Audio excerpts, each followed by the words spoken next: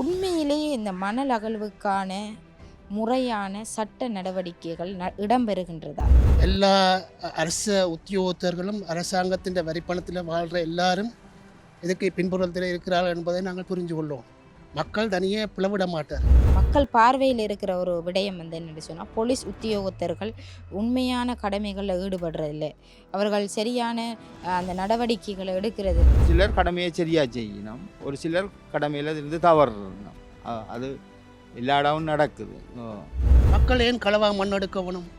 மண்ணை சரியான முறையில் அரச உத்தியோகத்தர் அதற்குரிய ஆட்கள் மற்ற எல்லாரும் வந்து சரியான முறையில் அதை பதிஞ்சு அதுக்கு உரிய மாதிரி அதுக்கு மக்களின் தேவைகளை நிறைவேற்றுறதுக்கு தான் மண் இருக்கு.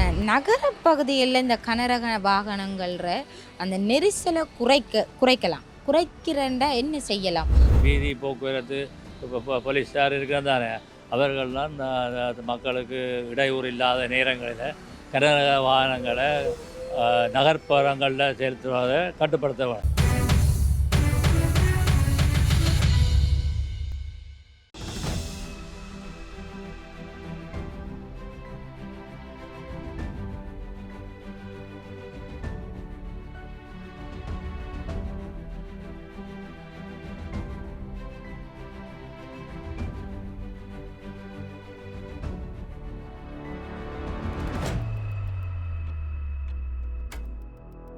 ஐயா வணக்கம்.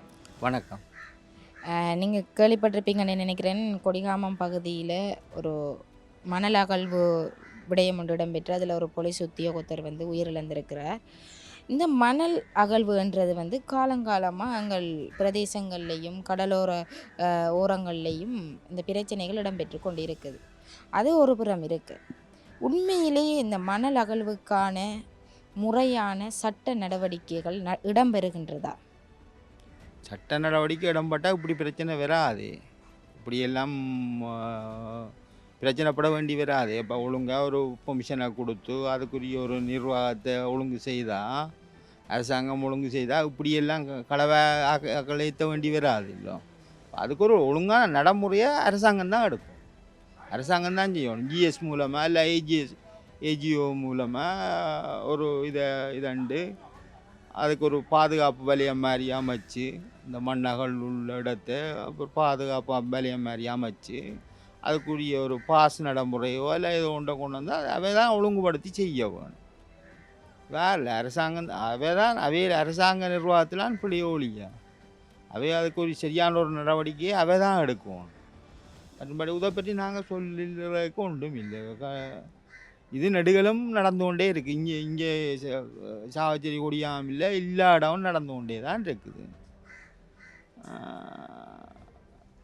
உண்மையிலே இப்போ இந்த மணல் அகழ்வு என்ற ஒரு பிரச்சனை அதிகளவான உயிர் அச்சுறுத்தல் பிரச்சனையாகவும் காணப்படுது. அதே சமயம் அது இப்போ நாங்கள் கடலோரங்களில் காணப்படுகின்ற இந்த மணல்களை அகழ்வதன் மூலம் கடல் தண்ணி தான் எங்கள் பிரதேசத்துக்குள்ளே வரப்போகுது. அது இப்போ மழைக்காலங்களில் அதிகளவாக அந்த பிரதேசத்தில் வாழ்கின்ற மக்கள் அதிகளவாக பாதிக்கப்படுவாங்க. இப்போ இதுக்கு முறையான ஒரு நடவடிக்கை எடுக்கணும்னா ஏன் இந்த அரசாங்கம் இந்த நடவடிக்கைகளில் ஈடுபடுதில்லை? என்ன பிரச்சனை இது? அரசாங்கம் திண்டாடி கொண்டு இருக்குது. இது என்னென்று இதை செய்கிறேன்னு தெரியாத திண்டாடி கொண்டு இருக்கு போல கிடக்குது. இப்போ என்னென்று கேட்டால், மன அகழ்வுக்கு ஏற்கனவே சில இடங்கள் ஒதுக்கப்பட்டிருக்கு. அதிலிருந்து தான் மணல் போய்கொண்டிருக்கு போல இருக்குது. எல்லாம் இந்த பெர்மிஷன் எடுத்து அதன்படி தான் போய்கொண்டிருக்குது. மற்ற இடங்கள் சட்டவிரோதமான மன அகழ்வுகள் உள்ள இடங்களுக்கு வேணுமென்று சொன்னால் அரசாங்கம் கூடுதலான பாதுகாப்பை போட்டு எல்லா ஒரு இப்போ செக்யூரிட்டி போலீஸ் இதுகளை போட்டு அவை தான் தடுத்து அதை நிறுத்தணுமே ஒழிய சனங்கள் ஒன்றும் செய்யலாம். இல்லை, நாங்கள் ஒன்றும் கதைச்சி நாங்கள் ஒன்றும் நடக்க போகிறது இல்லை. அது அரசாங்கம் தான் அதுக்குரிய நடவடிக்கை எடுக்கும். அரசாங்கம் தான் அதுக்குரிய பாதுகாப்பை போட்டு கூடுதல் பாதுகாப்பு போட்டு அந்த இதை செய்யாமல் அப்படியான ஒரு சட்டவிரோத நடவடிக்கை செய்யாமல் அரசாங்கம் தான் பார்த்துக்கணும்.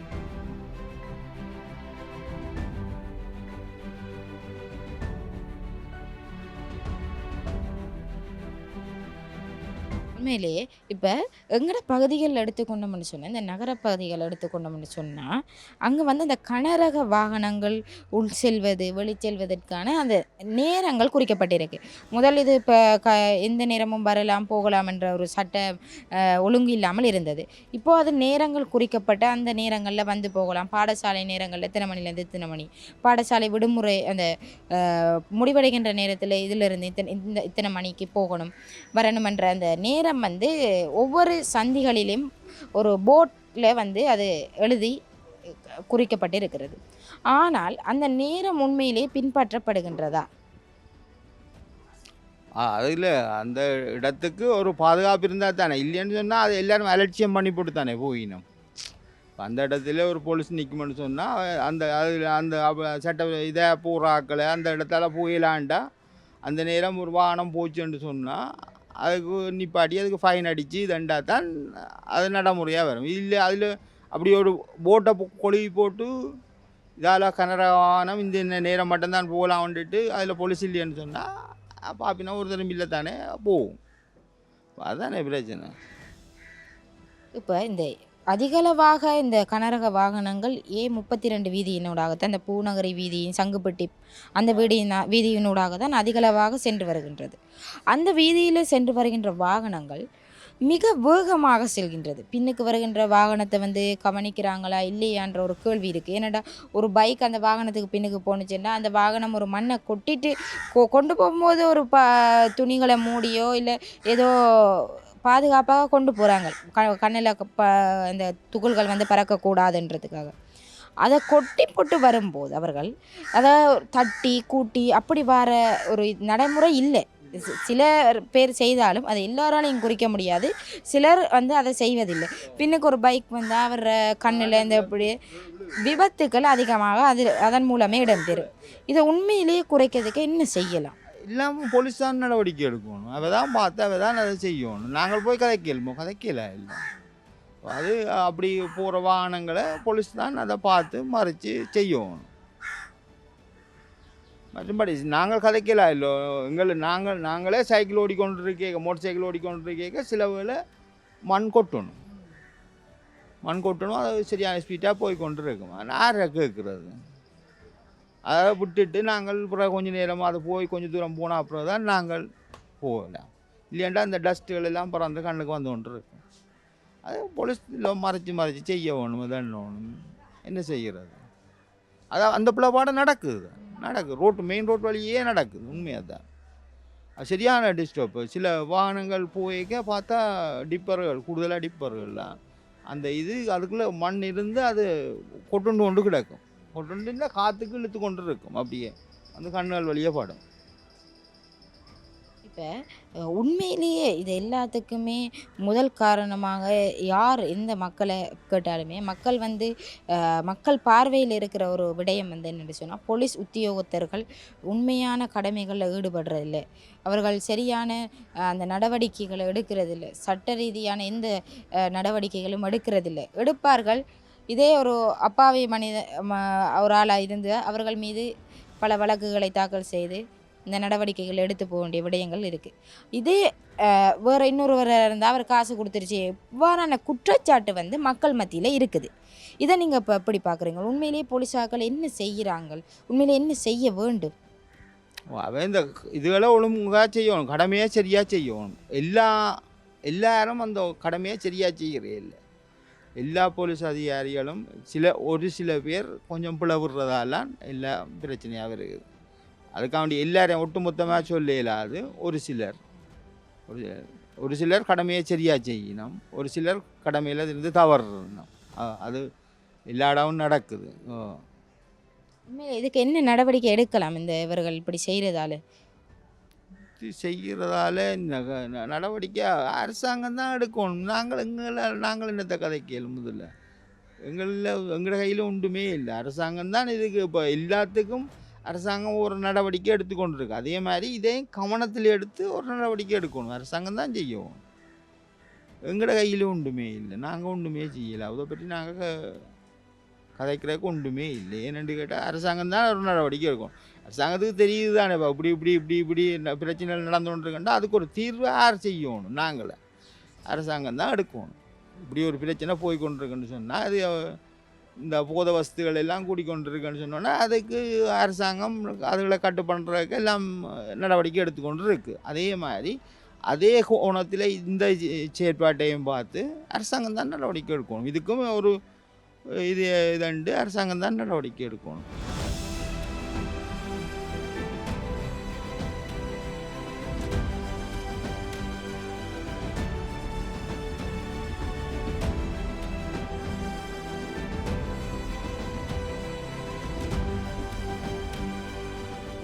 இந்த கொடிகாமம் பகுதியில் வந்து உளவு இயந்திரத்தை தடுத்து நிறுத்தாமல் சென்றமையினால் ஒரு காவல் அதிகாரி வந்து உயிரிழந்திருக்கின்றார், இன்னொருவர் படுகாயமடைந்திருக்கின்றார். அது மணல் கடத்தி வந்த உளவு இயந்திரம் என்று சொல்லப்படுது. இந்த சம்பவத்தை பற்றி நீங்கள் என்ன நினைக்கிறீங்க? இது ஒரு துக்ககரமான விஷயம்தான்.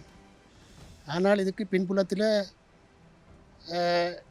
எல்லா அரச உத்தியோகத்தர்களும் அரசாங்கத்தின் வரிப்பணத்தில் வாழ்கிற எல்லாரும் இதுக்கு பின்புலத்தில் இருக்கிறார்கள் என்பதை நாங்கள் புரிஞ்சு கொள்வோம். மக்கள் தனியே பிளவிட மாட்டார்கள். அரசு அதிகாரிகளின் பிள்ளைகளால் தான் மக்கள் பிள்ளைகளை விடுகிறதுக்கு தூண்டப்படுகிறார். இதனால் பிள்ளைகள் நடக்கின்றன.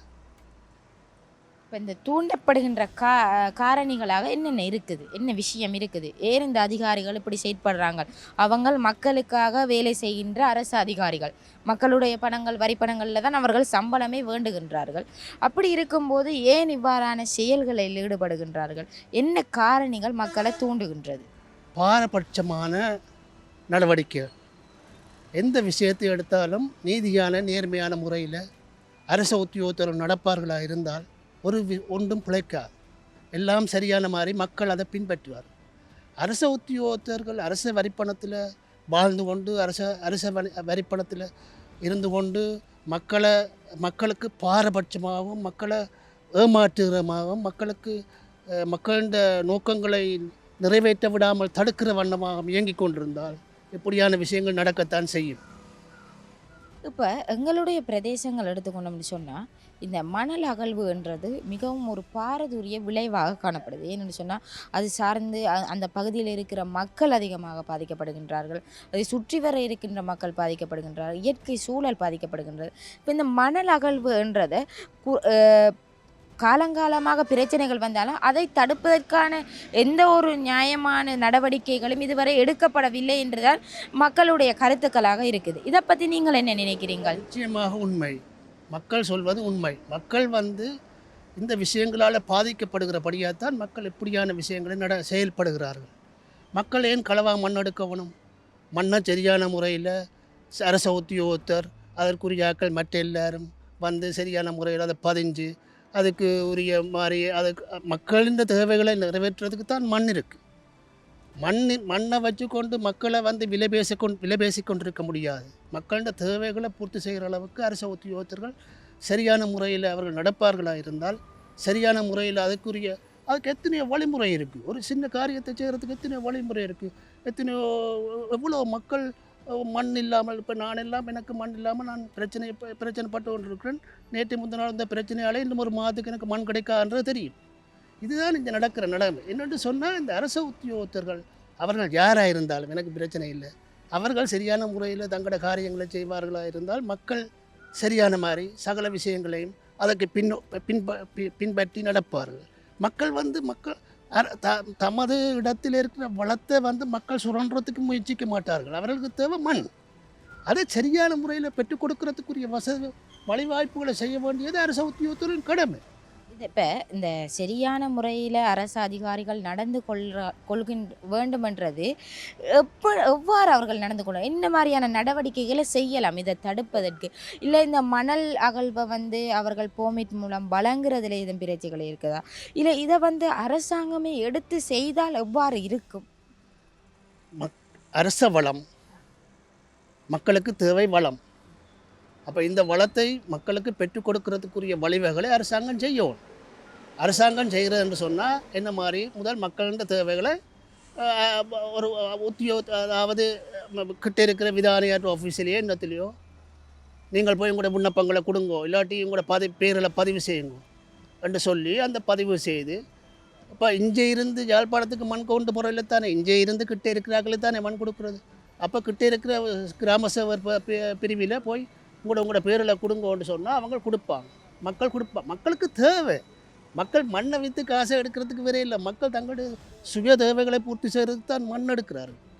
அப்போ அதுக்குரிய கிராம சேவர்கிட்ட ஆஃபீஸில் கொடுங்கன்னு சொன்னால் அவங்க கொடுப்பாங்க. கொடுத்த உடனே அங்கே இந்த கிராம சேவர்கிட்ட ஆக்கள்னு பார்க்குறது, செக் பண்ணுறது, உண்மையாவுக்கு தேவை இருக்கான்னு பார்க்குறது, இதெல்லாத்தையும் படப்பட்டு செய்யலாம்.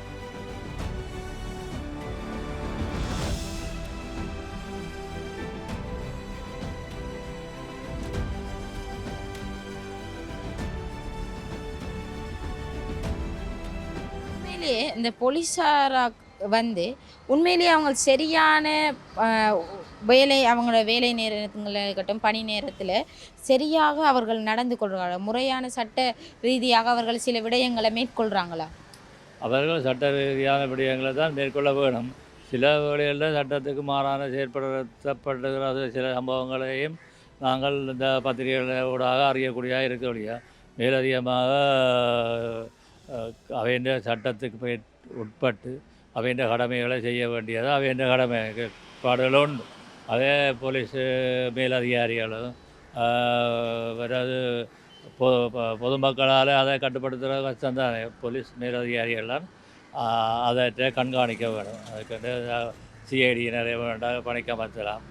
இப்போ சிஐடி வேண்டாம் போலீஸ்காரர் தெரியாத சீருடையில் பெறாயினம் சிவில் உடைகளில் வந்து ஓய்களில் இப்போ போலீஸ்காரருடைய கடமைகளை கண்காணிக்கக்கூடியதாக இருக்கு. நான் கருத்தாக இப்போ நகர பகுதிகளில் இந்த கனரக வாகனங்கள்ற அந்த நெரிசலை குறைக்கிறண்டா என்ன செய்யலாம்? உண்மையிலேயே அதுக்கான நடவடிக்கைகள் சில இருந்தாலுமே அதை பின்பற்றுறாங்க இல்லை, அதை பின்பற்ற வைக்கிறதுக்கு என்ன செய்யலாம்? அது காவல்துறையினர் தான் நடவடிக்கை எடுக்கணும். வீதி போக்குவரத்து இப்போ போலீஸார் இருக்கிறது தானே, அவர்கள்லாம் மக்களுக்கு இடையூறு இல்லாத நேரங்களில் கனரக வாகனங்களை நகர்ப்புறங்களில் செலுத்துவதை கட்டுப்படுத்த வேணும். அதுக்குரிய பதாதைகளை காட்சிப்படுத்தினால் வெளியிடங்களில் தூரடங்கள்லேருந்து வாகன சாலைகளுக்கு தெரியாத இருக்குது. நகர்ப்பகுதியில் இந்த நேரத்துங்களுக்கு தான் கனரக வாகனங்கள் பயணிக்கலாம், மற்ற நேரங்களில் பயணிக்கக்கூடாதுன்ற விளம்பரத்தை காட்சிப்படுத்தி இருந்தால் அவர்களுக்கு விளங்கிக் கொள்ளதாக இருக்கும். அவர்களும் அதுக்கேற்ற மாதிரி நடவடிக்கைகளை மேற்கொள்ளக்கூடியதாக இருக்கும். இதுதான் நான் கருது.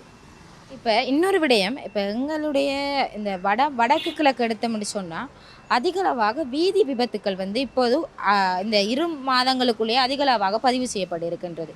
இந்த வீதி விபத்துக்களுக்கு புதிய சட்ட நடவடிக்கைகள் என்ன, சில சட்ட நடவடிக்கைகளை கொண்டு வந்திருக்கிறதாக போலீஸ் உத்தியோகத்தர்கள் நிறைய பேர் வந்து அந்த தகவல்களை வெளியிட்டு இருந்தாங்க. உண்மையிலே இது அவர்கள் எடுக்கின்ற ஒவ்வொரு சட்ட நடவடிக்கைகளும் சரியான முறையில் ஒவ்வொரு வாகனம் செலுத்துபவர்களும் அதை பின்பற்றுறாங்களா? ஏன் இந்த வீதி விபத்துக்களை இன்னுமே குறைக்க முடியாமல் இருக்குது? வீதி விபத்துக்கள் வந்து ஒவ்வொரு வாகன சாரதிகளும் வீதி விதிமுறைகளை சரியான முறையில் பின்பற்றி வேக கட்டுப்பாடுகளையும் சரியான முறையில் கடைப்பிடிச்சார் என்றால் இந்த விபத்துக்களில் 99% குறைக்கலாம். ஏனென்றால் கூடுதலாக பெண்கள் வந்து சரியான வீதி ஒழுங்கு விதிமுறைகளை பின்பற்றி இந்த பயணிக்கிறதாக நான் போக்குவரத்தில் சந்திக்கும் போது காணக்கூடியதாக இருக்கிறது. என்றால் அவர்கள் வந்து இந்த வீதி போக்குவரத்து விதிகளை சரியான முறையில் கடைப்பிடிக்கணும்.